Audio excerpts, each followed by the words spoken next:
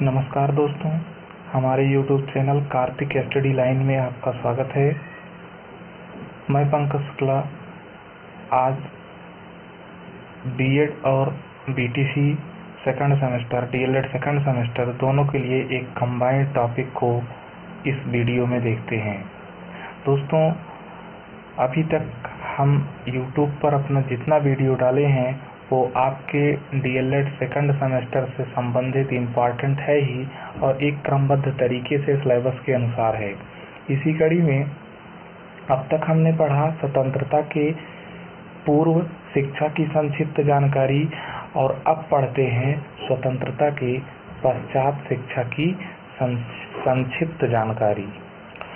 वैसे मूलतः जो मेरा टॉपिक है वह है कोठारी आयोग, लेकिन इससे पहले हम थोड़ा सा संक्षिप्त में जान लें कुछ और आयोगों के बारे में, क्योंकि परीक्षाओं में जब ऑप्शनल पेपर बनाना होता है तो उसका कोई भी क्राइटेरिया सुनिश्चित नहीं है कि वह कहाँ से बनाएगा और क्या रखेगा। इसलिए स्वतंत्रता के बाद बनने वाले सबसे पहले आयोग को हम विश्वविद्यालय शिक्षा आयोग या राधा कृष्णन आयोग, जिसके अध्यक्ष थे डॉक्टर राधा कृष्णन जी, इन्हीं के नाम पर इस आयोग का नाम राधा कृष्णन आयोग पड़ा, जो 1948 में आया था। लेकिन यदि ऑप्शन में 48-49 मिलता है तो आप इसे ही सही करिएगा। दूसरा आयोग है माध्यमिक शिक्षा आयोग, जिसके अध्यक्ष थे लक्ष्मण स्वामी मुदालियर। उन्हीं के नाम पर इस आयोग का नाम मुदालियर आयोग पड़ा, जो सन 1952 में आया था, लेकिन 52-53 देगा तो ये सही होगा आपके लिए। इसके बाद जो तीसरा आयोग बना वह था शिक्षा आयोग, या कहीं कहीं देखेंगे तो इसे ही भारतीय शिक्षा आयोग भी कहा गया है। भारतीय शिक्षा आयोग, लेकिन इससे पहले हम लोग पढ़ चुके हैं भारतीय शिक्षा आयोग 1882, जिसे हंटर आयोग भी कहा जाता है।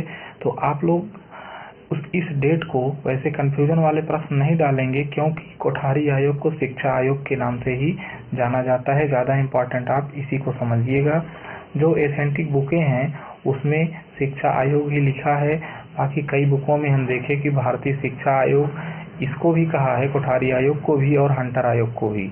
तो शिक्षा आयोग कोठारी आयोग के नाम से जाना जाता है, जो 1964-66 में आया, 64 में आया था। इसके बाद कुछ और इम्पॉर्टेंट चीजें इसी में देखेंगे। प्रथम राष्ट्रीय शिक्षा नीति की बात करता है तो 1968। आपकी नई राष्ट्रीय शिक्षा नीति या इसी को राष्ट्रीय शिक्षा नीति भी कहते हैं 1986। इसी 86 में कुछ संशोधन हुआ था जो 1992 में प्रस्तुत किया गया, जिसे प्रोग्राम ऑफ एक्शन के नाम से जाना जाता है। प्रोग्राम ऑफ एक्शन कभी कभी पूछता है POA का फुल फॉर्म, तो आगे अभी मिलेगा आपके टॉपिक में है। राष्ट्रीय शिक्षा नीति पर विस्तृत चर्चा होगा। 92 में यशपाल समिति, 1992-93 में, या 93 भी देता है तब भी सही रहेगा। राष्ट्रीय पाठचर्या की रूपरेखा 1905, जिसे NCF बोला जाता है, और NCFT राष्ट्रीय पाठचर्या संरचना शिक्षक शिक्षा 2009। इनमें से आज का जो हमारा टॉपिक होगा वह है शिक्षा आयोग या कोठारी आयोग। आइए संक्षिप्त में और इम्पोर्टेंट जानकारी को हम लोग प्राप्त करते हैं इस वीडियो के माध्यम से। शिक्षा आयोग या कोठारी आयोग, इसके संदर्भ में जो इम्पोर्टेंट चीजें हैं उसी को देखेंगे। भारतीय शिक्षा आयोग या शिक्षा आयोग का गठन 14 जुलाई 1964 को हुआ, जिसके अध्यक्ष UGC के अध्यक्ष प्रोफेसर DS कोठारी, पूरा नाम दौलत सिंह कोठारी। ठीक, ये यूनिवर्सिटी ग्रांट्स कमीशन विश्वविद्यालय अनुदान आयोग के अध्यक्ष थे और इन्हीं की अध्यक्षता में कोठारी आयोग का गठन किया गया। आयोग के उद्देश्य एवं कार्यक्षेत्र, तो आयोग के जो मुख्य उद्देश्य थे उसको देखिएगा। आयोग शिक्षा की सभी स्तरों, प्राथमिक, माध्यमिक और उच्च तथा तकनीकी शिक्षा का अध्ययन करके उनके विकास की संभावनाओं पर अपने सुझाव देंगे। किस तरह से इन सभी प्रकार की शिक्षाओं का विकास हो सकता है, इस पर अपना सुझाव प्रस्तुत करने के लिए इस आयोग का गठन प्रस्तुत किया गया। तो इसके संदर्भ में कुछ 2-3 पॉइंट हमने लिए हैं। पहला है कि लगभग 2 वर्ष के गहन अध्ययन के बाद आयोग ने 29 जून 1966 को अपना प्रतिवेदन भारत सरकार के तत्कालीन शिक्षा मंत्री श्री M.C. छागला, ये उस समय शिक्षा मंत्री थे, इनके समक्ष प्रस्तुत किए। दूसरा महत्वपूर्ण बिंदु है, यह प्रतिवेदन 692 पृष्ठों का तथा 3 भागों में विभाजित था। इसका नाम शिक्षा एवं राष्ट्रीय विकास रखा गया था। शिक्षा एवं राष्ट्रीय विकास। आइए देखते हैं इस आयोग की कुछ सिफारिशों को। शिक्षा आयोग की कुछ सिफारिशें। पहली थी कि शिक्षा की संरचना की बात की गई कि किस तरह की शिक्षा होनी चाहिए, उसकी संरचना कैसी। तो प्राथमिक शिक्षा की नवीन संरचना की बात जो कही गई वह 2 या 3 वर्ष की उच्चतर माध्यमिक शिक्षा, 2 या 3 वर्ष की निम्न माध्यमिक शिक्षा, 3 वर्ष की उच्च प्राथमिक शिक्षा, 4 या 5 वर्ष की निम्न प्राथमिक शिक्षा और 1 से 3 वर्ष तक पूर्व विद्यालय शिक्षा, जिसे हम आंगनबाड़ी के नाम से जानते हैं। उच्च शिक्षा की संरचना की बात की गई। इसमें इन्होंने बताया कि 3 वर्ष का प्रथम डिग्री कोर्स मतलब ग्रेजुएशन, 2 या 3 वर्ष का द्वितीय डिग्री कोर्स मतलब पोस्ट ग्रेजुएट और 2 या 3 वर्ष का शोध का कार्यक्रम चलेगा। अगला देखिएगा, शिक्षा के उद्देश्य व लक्ष्य क्या थे। तो शिक्षा का उद्देश्य था शिक्षा व उत्पादन करना, मतलब अधिक से अधिक शैक्षिक प्रगति करना जिससे देश का विकास हो सके। सामाजिक तथा राष्ट्रीय एकता, इस तरह की भावों को विकसित करना शिक्षा की वृद्धि करके। शिक्षा व लोकतंत्र, लोकतंत्र के हितों को ध्यान में रखते हुए हमें शैक्षिक विकास करना है।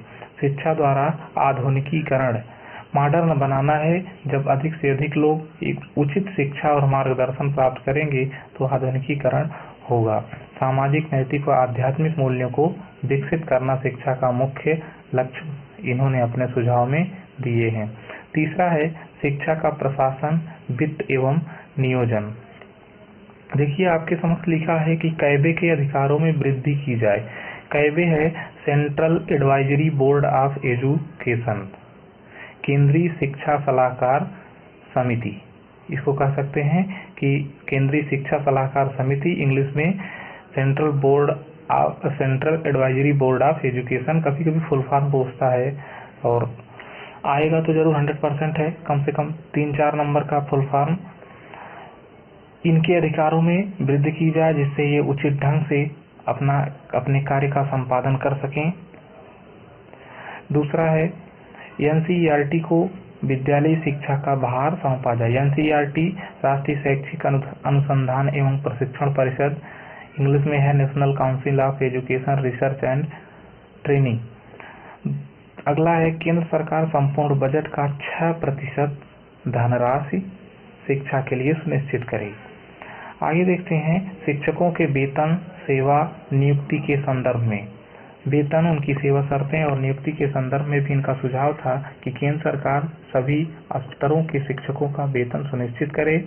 सरकार सरकारी व गैर सरकारी दोनों प्रकार के, यहाँ पे देखेंगे सरकारी व गैर सरकारी दोनों प्रकार के शिक्षकों का वेतन समान हो, इस तरह का सुझाव दिया। शिक्षकों की योग्यताओं एवं चयन की विधियों में सुधार किया जाए।